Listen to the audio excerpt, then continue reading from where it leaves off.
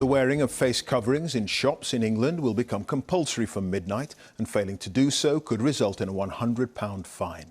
After initially being sceptical about their effectiveness in helping stop the spread of coronavirus, the government says its view has evolved as the scientific advice has changed.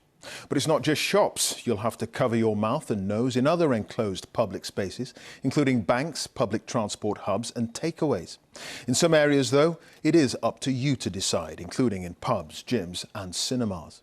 In Scotland, face coverings are already compulsory in shops, though not in Wales.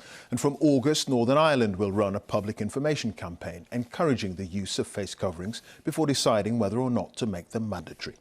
Our business correspondent Sarah Corker reports now from Wakefield in West Yorkshire. Going to the shops in the era of coronavirus comes with a whole new set of rules. In Wakefield at Trinity Walk Shopping Centre, retailers and customers are preparing for the latest change. Come on in.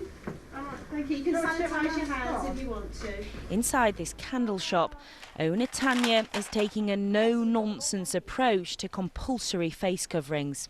If someone refuses to wear a mask, what would you do? If they're just really not going to do it, I'll just say, I'm really sorry, but no, I can't serve you.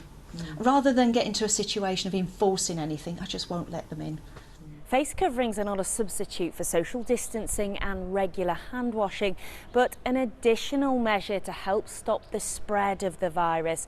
And from tomorrow, anyone not wearing one in shops and supermarkets here in England faces a £100 fine. And coverings are also compulsory when buying takeaway food, unless you're eating in. You don't have to wear one inside cafes and restaurants. Some say the rules are confusing.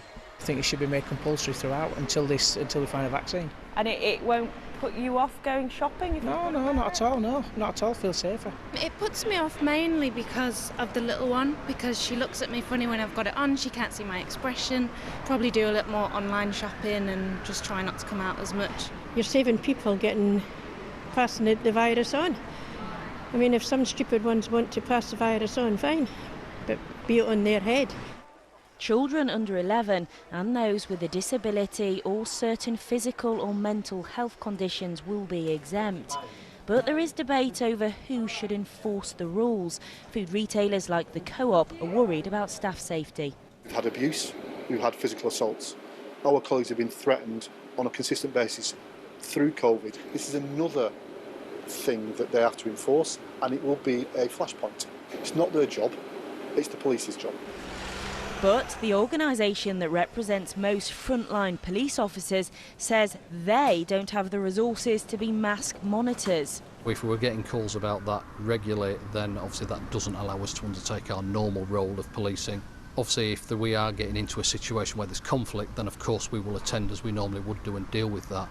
But we are hoping we are a last resort to being called in to deal with it. The government has changed its stance on face coverings as the science has evolved. And as the economy opens up, ministers say it's up to individuals to play their part in fighting the virus by following the rules. Sarah Corker, BBC News in Wakefield.